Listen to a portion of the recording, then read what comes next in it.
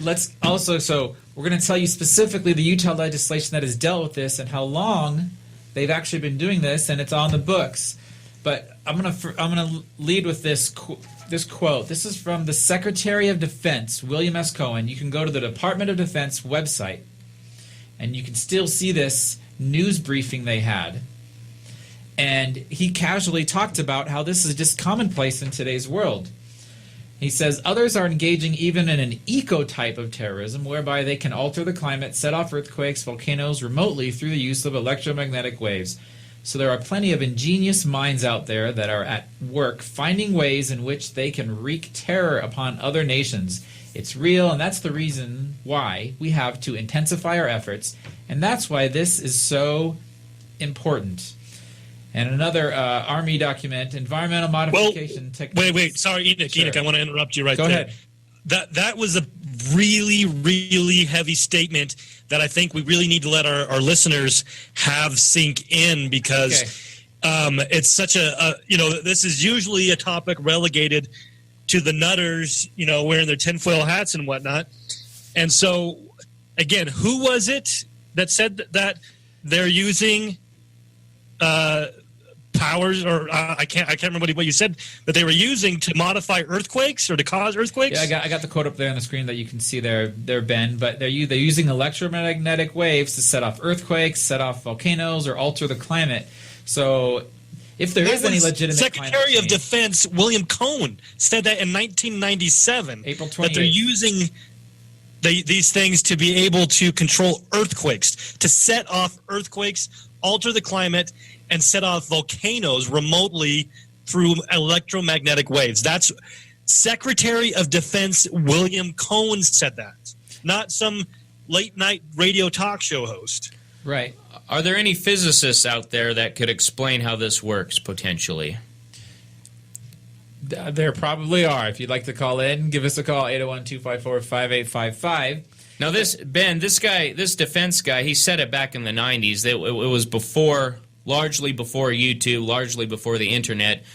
You don't think this was misinformation, do you? Disinformation? Well, this is on defense.gov. Okay, this is a government website, transcript ID number 674, a Department of Defense news briefing. So media would have picked it up at the time. It says if they wanted to. Right, if they wanted to. So it's about as legit and official as you can get. So don't think it's all hidden, ladies and gentlemen. It isn't a giant hidden conspiracy. They tell us what they're going to do, and then they do it. So the Air Force published a manual called Weather as a Force Multiplier, Owning the Weather by 2025. And you can get this at the airforce.af.mil website. And there's a quote from there. Environmental modification techniques have been applied by the U.S. military for more than half a century. So that's the Air Force admitting that for over 50 years, the military has used modifying the weather. And in World War II, General George C. Kenney made this comment. So this is way back now, but just tells you how forward-thinking that they have been. But General George Kenney said the nation which first learns to plot the paths of air masses accurately and learns to control the time and place of precipitation will dominate the globe. So, there are some documentaries about this. What in the world are they spraying and some different things, and they show these professional industry conferences. So weather modification is a professional industry. In fact, there is a company in Sandy here in Utah called North American Weather Consultants, and they modify the weather. You can go to their website, look them up, and there is a department in Utah called, it's the Department of Water Resources, and they contract with this and a couple other companies. I've got all the research here to do this stuff, and so let's talk about that. Let's talk about Utah's history. You want to know? What power do you think they have? What power are they claiming to have? Can they stop the rain? Can they what? I know out at the airport when the planes come in, a little plane goes up to put dry ice into the atmosphere and get rid of the fog, but that's probably not what they're doing. No, yeah, so that's exactly what I'm getting into right now. So what they're doing. So in fact, what it's publicly, when you read about this, what it's largely for is for creating more rain, creating precipitation. In 1973, the General Legislative Session passed HB 284, the Cloud Seeding to Increase Precipitation Act. Cloud seeding weather modification officially regulated. The state of Utah is the only entity, private or public, that shall have the authority to sponsor and develop programs to alter precipitation or cloud forms.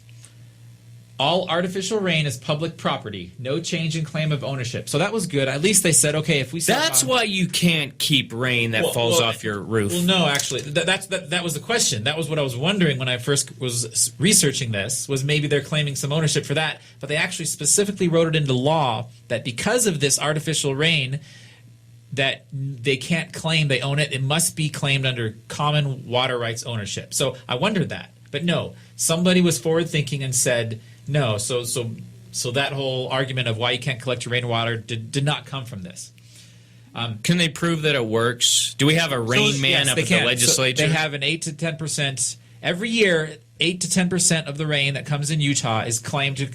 It comes from the money that Utah spends on weather modification. And I'm gonna try to get through this real quick here, and then we can chat more about it. So Utah keeps a register of all individuals and organizations that modify the weather. So they are fully aware of the companies that are doing this. So also in 1973, it just says a little tidbit, SB 136, they added a subsection to the Emergency Services Act on weather modification. They say if you're a company that does weather modification and you modify the weather during an established emergency, there's a $500 fine. So this is so normal and real that they made sure that these companies don't do it when there's an emergency. Basically, if there's an earthquake and then you do something to cause a flash flood, they're going to say you have a $500 fine because you shouldn't have been doing that during an emergency, right? So that's how normal. And you're making this up. 1910. This is $500 fine for destroying the world. Funny. SB 136 of 1973, right there. You can look it up. Can we get a legislator? Are any of those guys still alive that were involved with this? Is this true? I have I'm not sure I believe it. How do you prove that man makes rain? So you'd have to have some heavy statistics all of a sudden. 3 years later now, Cloud Seeding Appropriation Bill, HB 69, $200,000 were appropriated by the Utah Legislature for weather modifications. So they passed the regulation in 73 and they started funding it in 1976. So ever since 1976, we have been funding weather modification programs in Utah every single year. Today, Utah Code, here's the technical lookup, R653-5-2 is cloud seeding, and -5-4 is the Weather Modification Advisory Committee. And so I didn't get all the numbers every year, but let's start with 2011. They spent $208,000 in modifying the weather. In 2012, $181,000. 2013, $238,000. All the way up through 2015. Well, 2014, $227,000, and then 2015, $300,000. So they went up about $75,000 from 2014 to 2015. Maybe that's why we're having a good year, a good wet year now. We need they actually increase funding for the weather modification. They do claim that, and so they here admit that not only can they create storms, they do it all the time. They create precipitation that then creates these storms.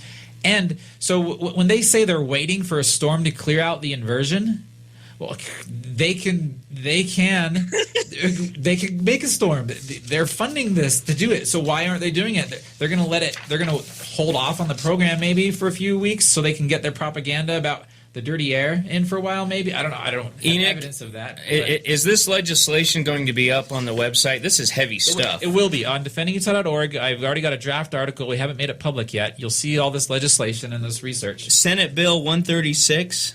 Right. So this is what they're doing in Utah. And you can go to the Department of Water Resources on Utah. Just Google that, and you can see their official claims on how they're doing this and why it's for our benefit for water, and they're spraying silver iodide in the air and other things. But we have a bunch of callers now on this. I apologize, you guys have been waiting. Let's take a caller. Line 3 has been waiting the longest. Jason in Murray.